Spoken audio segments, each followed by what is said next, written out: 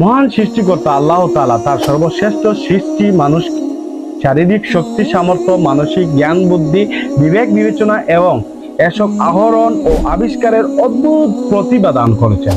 আরো দিয়েছেন সাধনার বলে বলিয়ান হয়ে অলৌকিক আর্থিক শক্তি হাসিলের অধিকার। পৃথিবীতে এমন কোনো নর নারী নেই যাদের পক্ষে যথাযথ অনুশীলনের দ্বারা প্রয়োজনীয় দৈহিক ও মানসিক উৎকর্ষ লাভ সম্ভব নয়।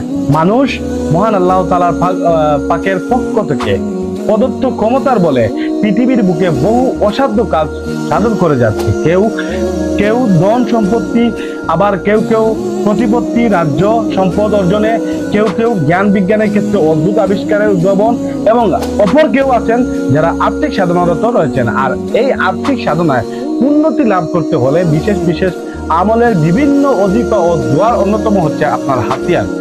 হাদিসে বলা হয়েছে একমাত্র দোয়াই তকদির পরিবর্তন করতে পারে বা বদলে দিতে পারে। এজন্য আল্লাহর নবী রাসূলগণ ও খাস মহাসাধক ও অলিরা বিশেষ বিশেষ দোয়া করে থাকতেন।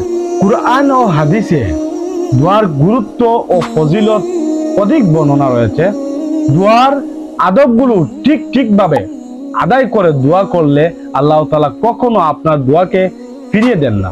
রাসূল পাক সাল্লাল্লাহু আলাইহি ওয়াসাল্লাম ও সাহাবাগণ এবং পরবর্তী ওলি আউলিয়াগণের দোয়া এবং বিশেষ বিশেষ মুনাজাত আমাদের নজরে পড়ে বা অনেকে বলে থাকেন। এসব মুনাজাত আমাদের পাঠ করা জরুরি এবং প্রয়োজন, তাতে আদব রক্ষা পাবে এবং ভুলও কম হবে।